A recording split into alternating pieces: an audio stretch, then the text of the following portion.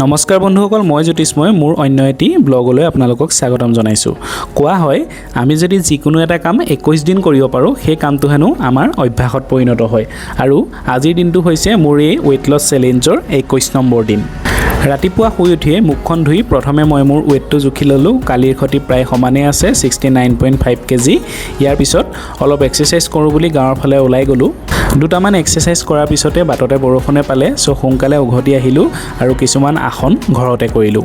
ইয়াৰ পাছত এগিলাচ গৰম পানীত নেমু মিহলি কৰি খাই প্ৰায় 10টামান বজাতে ব্ৰেকফাষ্ট কৰিলোঁ। ব্ৰেকফাষ্টত কি আছে দেখিছে, আপেল, তিয়ঁহ আৰু প্লাম দুটামান আছিলে। এয়াই এনেদৰে ব্ৰেকফাষ্ট কৰিলোঁ আজি। ইয়াৰ পিছত 2মান বজাত এয়া ভাত খালোঁ। এয়া দেখিছেই আম আছে আজি, ঘৰৰে আম, গতিকে খাই দিছোঁ। কিছুমানে কয় ৱেইট লছত আম খাব নালাগে, কিন্তু একো নহয়, যিহেতু ঘৰৰ বস্তুৱে আমটো খাইছোঁ। আৰু এয়া চব্জি আছিলে, ঘুগুনি আছে আচলতে। আৰু সেইখিনিয়ে আছিলে আজি ৱেইট লছ হেৰিয়ৰ। আজি 7মান বজাত এই মিক্সাৰখিনিকে খাই দিলোঁ। এইখিনিয়ে আছিলে আজি ৱেইট লছটো। ঠিক আছে, আজি ভিডিঅ'টো ইমানতে সামৰণি মাৰিছোঁ। ধন্যবাদ। জয় আই অসম।